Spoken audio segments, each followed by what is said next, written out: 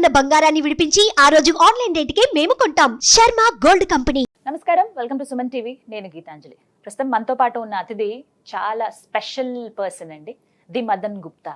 ఈ పేరు చెప్పగానే చాలా మందికి అర్థమైపోయి ఉంటుంది. వారు వృత్తిరీత్యా ఒక డాక్యుమెంటరీ డైరెక్టర్, కానీ వారు చేసేటువంటి పరిశోధనలు మనలాంటి వాళ్ళకి ఒక మార్గదర్శకాలుగా అయిపోయాయి. ఎందుకు అనంటే వారు చెప్పే ప్రతి అంశం కూడా ఇలా ఉంటుందా, మన పురాణాలు కానీ ఇతిహాసాల గురించి కావచ్చు, అలాగే మన చరిత్ర గురించి చాలా అంటే అందరికీ అర్థమయ్యే రీతిలో వారు వివరిస్తూ వస్తున్నారు. మనందరికీ కూడా ఇలా జరిగిందని మనమే ఆశ్చర్యపోయేటువంటి అలాంటి అనుభూతులకి మనం లోనవుతాము.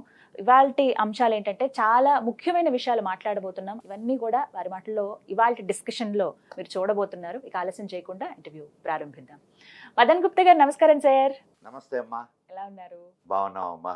శివాజీ మహారాజ్ సార్, వారి గురించి చెప్పగానే ఎంతమంది ఇంకా రోమాలు నెక్కబడుస్తాయి అంటారు కదా, ఆ లిస్టులో నేను కూడా ఉన్నాను. వారి గురించి విన్నప్పుడు కానీ, వారు యుద్ధం చేసినప్పుడు స్ట్రాటజీస్ ఏవైతే ఉంటాయో అవి కానీ, ఒక రాజుగా ఆయన జర్నీ కావచ్చు, ఇవన్నీ కూడా ఎంతో మందికి ఆదర్శవంతమైనవే.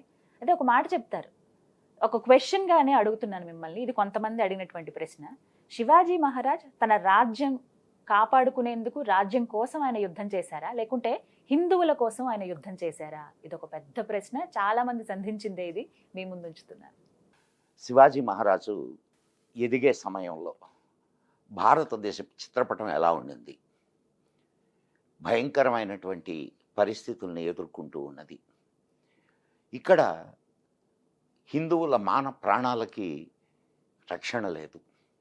హిందువులు బ్రతకడమే అతి భయంకరమైన పరిస్థితుల్లో ఉండింది.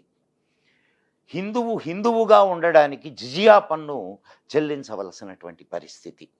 ఈ పరిస్థితిలో ఒక రాజకుమారుడు, యువకుడు దేని గురించి ఆలోచిస్తాడు?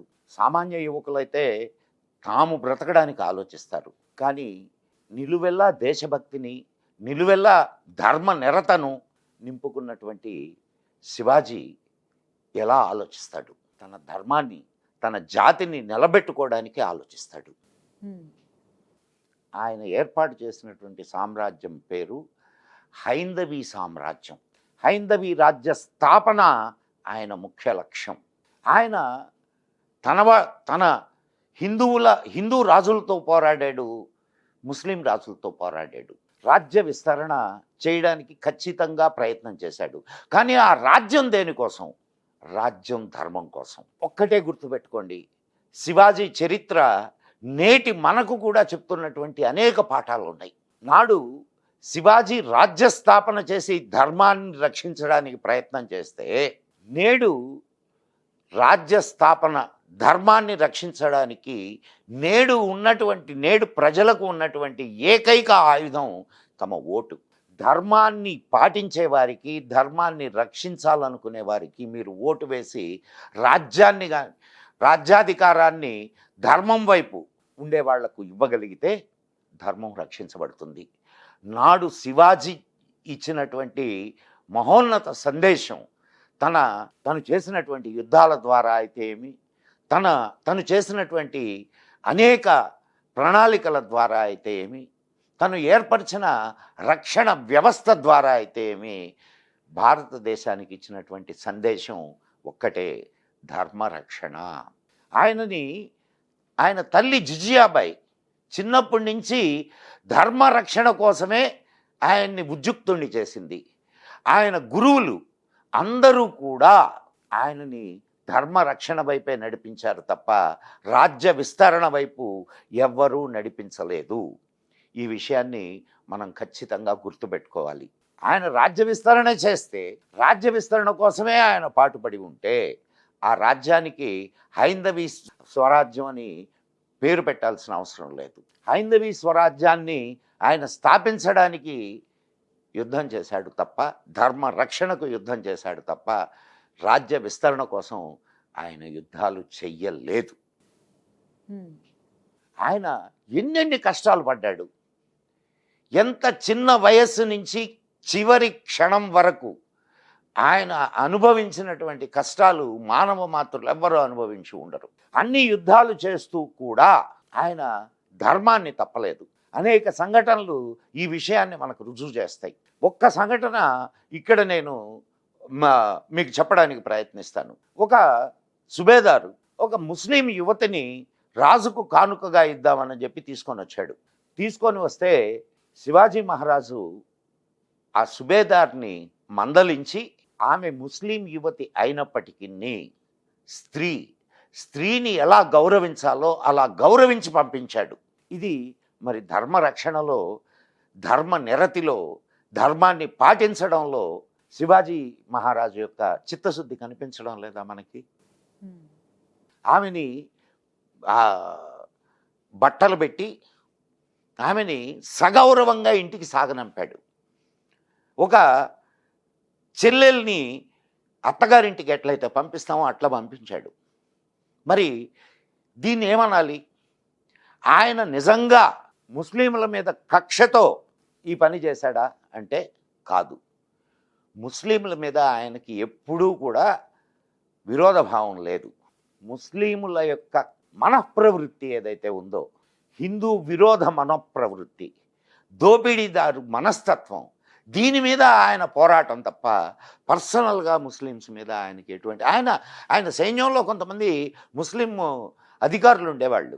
కాబట్టి ఇది మనం ఖచ్చితంగా తెలుసుకోవలసినటువంటి విషయం. శివాజీ మహారాజు రాజ్య వ్యాప్తి కోసం కాకుండా ధర్మరక్షణ కోసం యుద్ధాలు చేశాడు.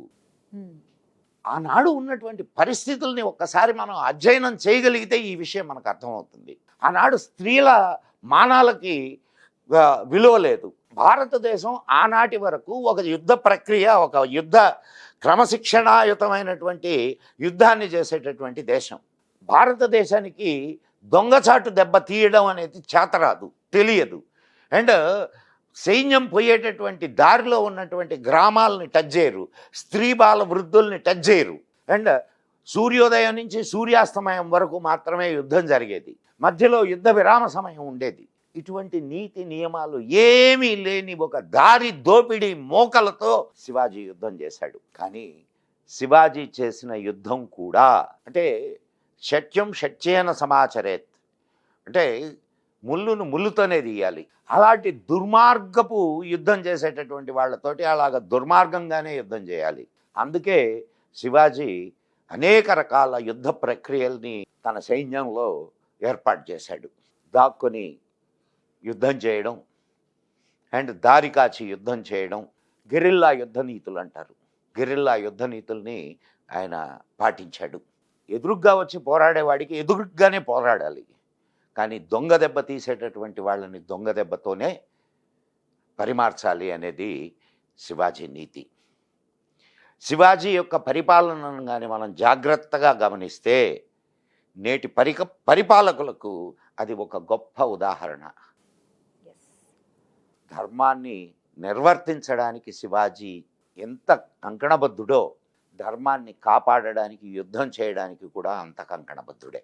కాబట్టి ఆ ఆలోచనే శివాజీ మహారాజు రాజ్య విస్తరణకు ప్రయత్నం చేశాడనేటటువంటి ఆలోచనే అవసరం లేదు.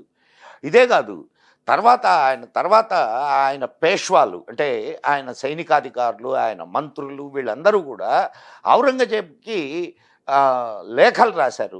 అయ్యా, మా పవిత్ర ప్రదేశాలని మాకు అప్పచెప్పండి అని. రాక్షసుల ముందు ఈ లేఖలు, ఇటువంటి అభ్యర్థనలు పనికి వస్తాయా? శివాజీ తర్వాత 2 తరాల వాళ్ళు, మధుర, కాశీ పుణ్యక్షేత్రాలు ఏవైతే ఉన్నాయో, ముస్లింల దండయాత్రలో ధ్వంసమైనటువంటి ఆలయాలు ఏవైతే ఉన్నాయో, వాటిని పునర్నిర్మించడానికి వాళ్ళ పర్మిషన్ అడిగితే పర్మిషన్ కూడా ఇవ్వని రాక్షసులు వాళ్ళు. కాబట్టి మిత్రులారా, ఖచ్చితంగా శివాజీ మహారాజు యుద్ధం చేసింది రాజ్యం కోసం కాదు, రాజ్య విస్తరణ కాంక్ష ఆయనకు లేదు, ధర్మాన్ని రక్షించే కాంక్ష మాత్రమే శివాజీ మహారాజుకు ఉన్నదనేది ఈ విషయాలన్నింటినీ చూసిన తర్వాత మీ అందరికీ అర్థమైంది అనుకుంటాను. మళ్ళా మరొక విషయంతో మీ ముందుకు వస్తాను. అప్పటి వరకు సెలవు. మరి జై హింద్, జై మా భారతి.